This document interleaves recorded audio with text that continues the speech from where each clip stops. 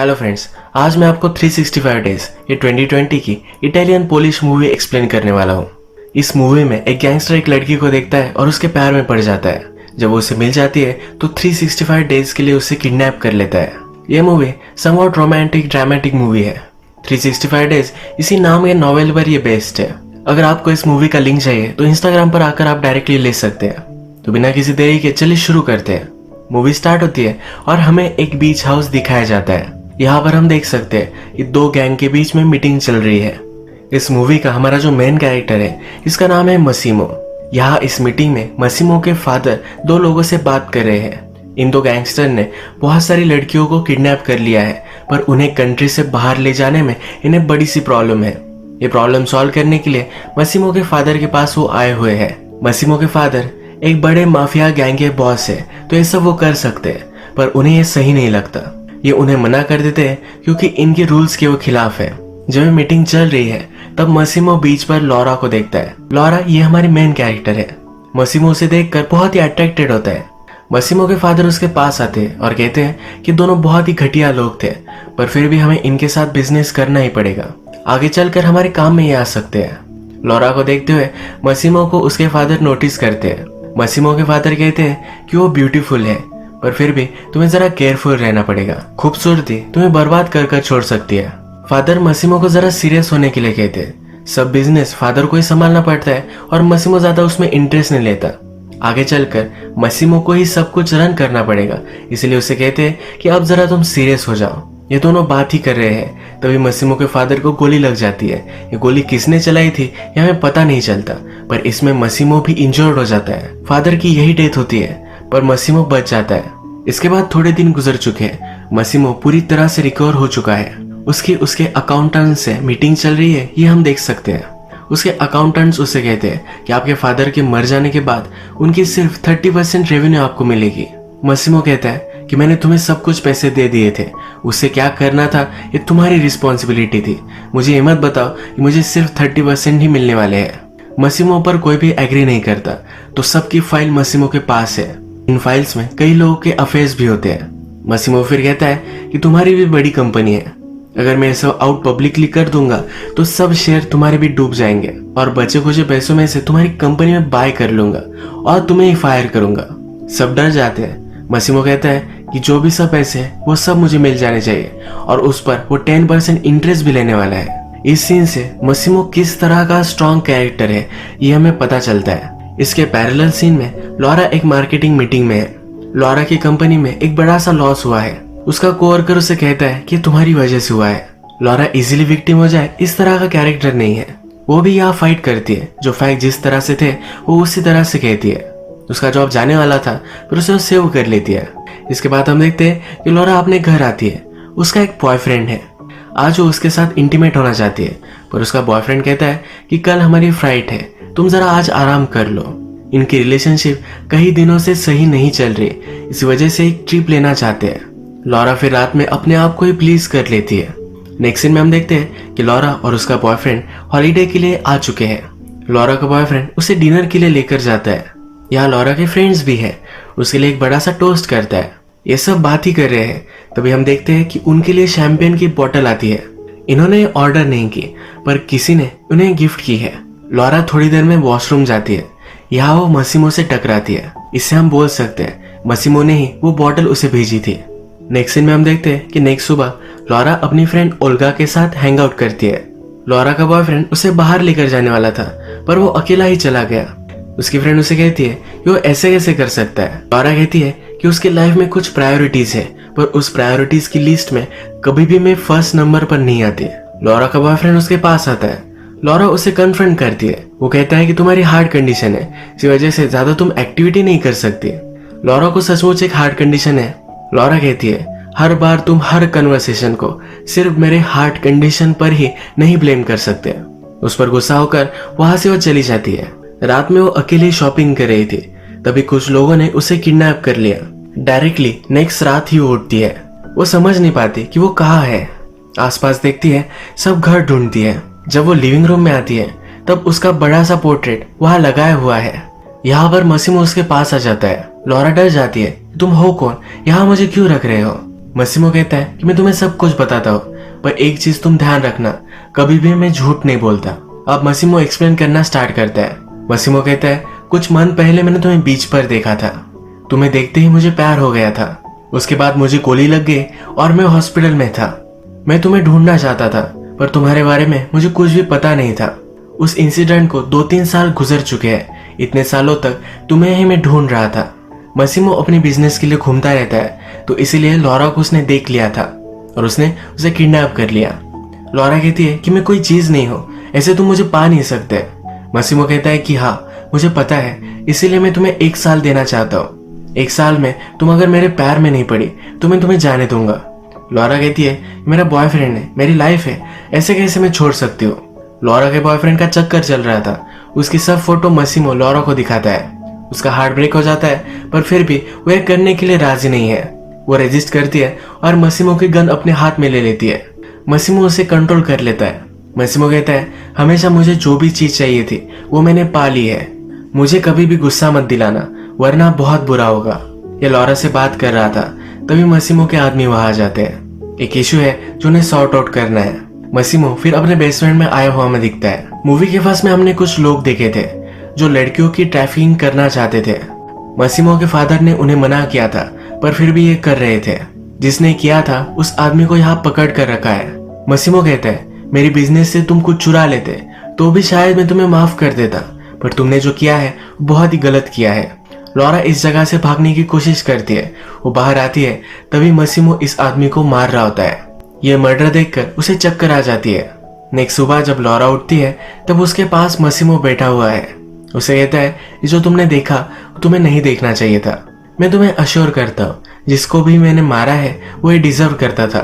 Laura जल्दी से इस सिचुएशन से नहीं निकल पाएगी, ये उसने एक्सेप्ट कर लिया है। वो मसीमो को कहती है कि मुझे मेरा लैपटॉप और मोबाइल चाहिए।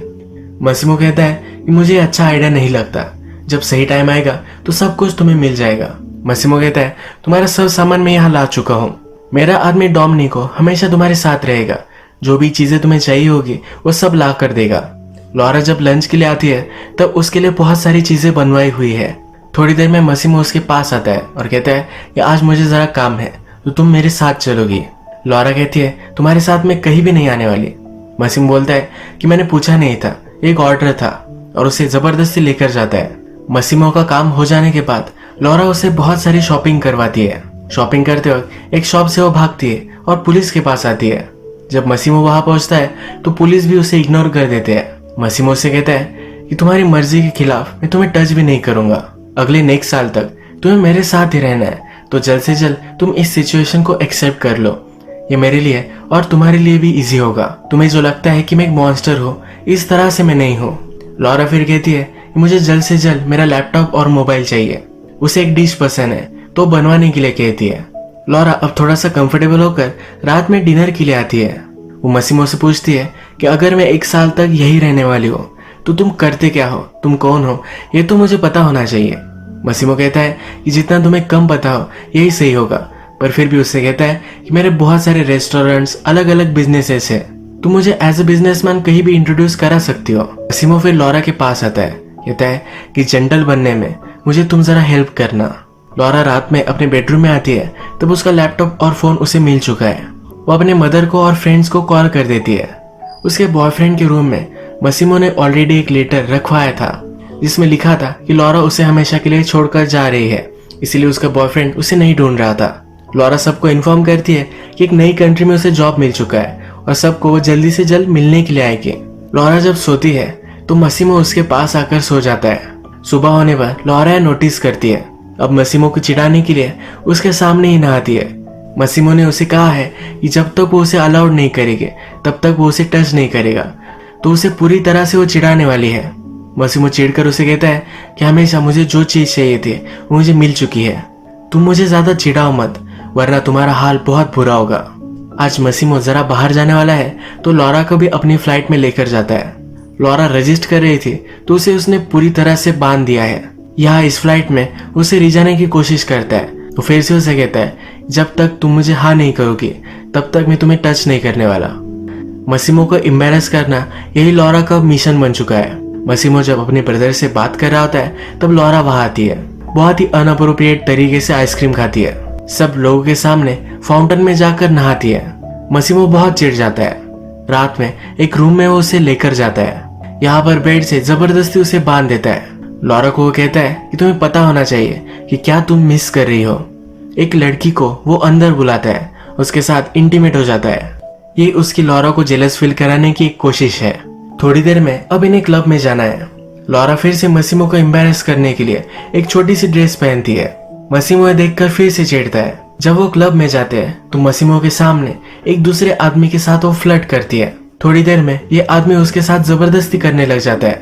मसीमो को गुस्सा आता है, इस आदमी को बहुत मारता है।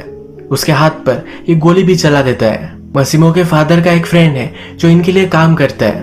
उसके फादर फिगर ही वो है। मसीमो को कहते हैं कि जिस आदमी को तुमने मारा वो हमारे राइवल गैंग का एक मेंबर है। तुमने जो किया है इसी वजह से अब वॉर स्टार्ट हो चुकी है। लॉरा ये सब सुन रही थी। उसे लगा कि मसीमो ने उस आदमी को मार डाला। मसीमो उसे समझाता है पर कहता है कि ये सब तुम्हारी गलती है। इन दोनों में फाइट हो जाती है। लॉरा गुस्से में इस यार्ड से जंप मार देती है। मसीमो उसे बचा लेता है। लॉरा को जब होश आता है तो मसीमो कहता है कि मैं फिर से नहीं होने दूंगा। एक बार मैंने तुम्हें खो दिया था, फिर से मैं तुम्हें नहीं खो सकता।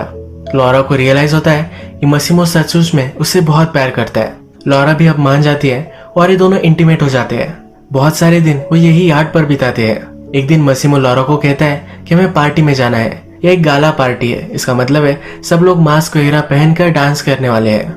लॉरा को मेकओवर देने के लिए स्पेशल आदमी बुलाए जाते हैं। लॉरा बहुत खुश होती है। रात में ये दोनों गाला में आते हैं, बहुत ही ब्यूटीफुल डांस करते हैं। इन दोनों के पास एक लड़की आती है। ये मसीमो की एक्स गर्लफ्रेंड है। ये मसीमो से कहती है कि लास्ट में तुमने उसे पा ही लिया है, ये लॉरा को मार डालेगी। ये कहकर वहां से चली जाती है। लॉरा पूछती है कि ये कौन थी। मसीमो कहता है कि वो मेरी एक्स गर्लफ्रेंड थी। लॉरा पूछती है कि तुमने ब्रेकअप कब किया। मसीमो कहता है कि जिस दिन मैंने तुम्हें देखा उसी दिन मैंने ब्रेकअप कर लिया। मसीमो ने 2-3 साल तक लॉरा की फोटो अपने बेडरूम में रखी थी। सबको लगता था कि लॉरा कभी भी उसे नहीं मिलेगी। इसी वजह से उसकी गर्लफ्रेंड को भी लॉरा के बारे में पता था। लॉरा अनकंफर्टेबल महसूस करती है और दोनों घर आ जाते हैं, एक दूसरे के साथ इंटीमेट होते हैं। मसीमो लॉरा से कहता है कि बहुत दिन हो चुके हैं, तुमने फ्रेंड्स अपनी फैमिली से नहीं मिली, तो उसके लिए वो टिकट वगैरह बुक कर देता है। वहां से जाते जाते उसे आई लव यू कहता है। लॉरा अब अपनी कंट्री में आ चुकी है। अपनी फ्रेंड ओल्गा से मिलने के लिए जाती है। ओल्गा से सब कुछ वो झूठ कहती है। उसे अच्छी जॉब मिल चुकी है और अच्छा बॉयफ्रेंड भी है, ये सब उससे कहती है। सब चीजें शुगर कोट कर उसे बताती है, पर उसकी फ्रेंड भी स्मार्ट है। ओल्गा कहती है कि ये सब बातें तुम्हारे पास ही रखो, सचमुच में क्या हुआ ये तुम मुझे बताओ। इसके नेक्स्ट सीन में लॉरा हमें डायरेक्टली रोती हुई दिखती है। वो अपनी फ्रेंड को सब कुछ सच सच बता देती है। उसकी फ्रेंड को भी उसके लिए बहुत बुरा लगता है। लॉरा को चीयर अप करने के लिए ओल्गा उसे बाहर लेकर जाती है। ये मसाज करवाते हैं, न्यू हेयर कट करते हैं। ये दिन बहुत ही अच्छा सा वो बिताते हैं। रात में जब ये पार्टी करने के लिए क्लब में आते हैं तब लॉरा का एक्स बॉयफ्रेंड भी वहाँ है। लॉरा को समझाने की कोशिश करता है। वो कहता है कि तुमसे बहुत प्यार करता हो। वो कहता है तुमने जो सब फोटो देखी वो सब गलत है, मैं नशे में था इसी वजह से ये सब हो गया। लॉरा का पीछा करते करते वो उसके अपार्टमेंट तक आ जाता है। लॉरा उसे जाने के लिए कहती है पर वो जा नहीं रहा होता। यहाँ इस अपार्टमेंट में मसीमो ऑलरेडी आ चुका था। लॉरा का बॉयफ्रेंड ये देखकर वहां से चला जाता है। इसके बाद ये दोनों फिर से इंटीमेट हो जाते हैं। लॉरा अब मसीमो से कहती है कि अब मुझे 1 साल नहीं चाहिए। वो भी उससे प्यार करती है। सुबह होती है तो लॉरा नोटिस करती है कि उसके फिंगर में ऑलरेडी रिंग है। वो पहले सरप्राइज्ड होती है पर मसीमो उसे शादी करने के लिए उससे पूछता है। लॉरा भी उसे हाँ कह देती है। लॉरा की एक फ्रेंड की शादी है, वहां पर वो मसीमो को भी लेकर आती है। लॉरा के मदर और फादर यहाँ प्रेजेंट है। लॉरा एक्चुअल में पोलिश है और मसीमो इटालियन। लॉरा के मदर फादर को मसीमो की लैंग्वेज नहीं पता और मसीमो को उनकी। लॉरा मसीमो को अपने मदर फादर से इंट्रोड्यूस करवाती है। फादर पूछते हैं कि करता क्या है। मसीमो कहता है कि मैं गैंगस्टर हूँ, पर लॉरा के मदर फादर को समझ में नहीं आता। लॉरा अब सबसे मिल चुकी है तो फिर से वो इटली आ जाते हैं। इन दोनों ने डिसाइड किया है कि इनकी शादी इसी कंट्री में होगी। लॉरा नहीं चाहती कि किसी को भी पता चले कि मसीमो एक्चुअल में करता क्या है। इसी वजह से अपनी वेडिंग पर वो किसी को भी नहीं बुलाने वाली। सिर्फ उसके फ्रेंड को पता है तो उसे इनवाइट वो करने वाली है। ये सब वो मसीमो को कहती है और मसीमो भी इसके लिए एग्री करता है। जब मसीमो और लॉरा बात कर रहे थे तब मसीमो का एडवाइजर भी वहाँ है। लॉरा कहती है कि मुझे लगता है कि तुम मुझे पसंद नहीं करते। ये एडवाइजर कहता है कि हाँ, हम इटालियंस है। मासूम की शादी तुमसे हो ये कोई भी नहीं चाहता, ये कुछ पर्सनल नहीं है, पर इससे हमारे बिजनेस पर कुछ फर्क पड़ सकता है। नेक्स्ट सीन में हम देखते हैं कि लॉरा की फ्रेंड ओल्गा यहाँ आ चुकी है। लॉरा अपनी फ्रेंड से कहती है कि वो प्रेग्नेंट है। उसकी फ्रेंड उससे बहुत ही चिढ़ जाती है। उससे कहती है कि तुम अपनी लाइफ के साथ कर क्या रही हो, तुम्हें रियलाइज नहीं हो रहा, पर तुम एक गोल्डन केज में हो। तुम्हें अब ये सब सही लग सकता है, पर आगे चलकर फ्यूचर में तुम्हें बहुत प्रॉब्लम आ सकते हैं। लॉरा इन सब चीजों के बारे में नहीं सोचना चाहती। उसकी फ्रेंड भी उसे समझ लेती है। वो मजाक में कहती है कि एटलीस्ट तुम्हारे बच्चे तो खूबसूरत आएंगे, वो स्मार्ट नहीं होंगे पर खूबसूरत होंगे। ये दोनों इस पर बहुत हंसती है। लॉरा और ओल्गा फिर वेडिंग शॉपिंग करते हैं। शॉपिंग करते हुए बहुत मजे करते हैं। नेक्स्ट सीन में हम देखते हैं कि मसीमो के एडवाइजर को कॉल आता है। वो बहुत ही टेंशन में है। वो जल्दी भागकर मसीमो के पास जाता है। लॉरा की जान को खतरा है ये उसे कहता है। लॉरा और ओल्गा दोनों गाड़ी में थी। लॉरा ओल्गा से कह रही थी कि वो प्रेग्नेंट है, ये वो मसीमो को कहने वाली है। इन दोनों की गाड़ी हमें टनल में जाती हुई दिखती है। मसीमो को अभी अभी पता चला है कि लॉरा डेंजर में है। उसे वो कॉल करने की कोशिश करता है पर कॉल लग नहीं पाता।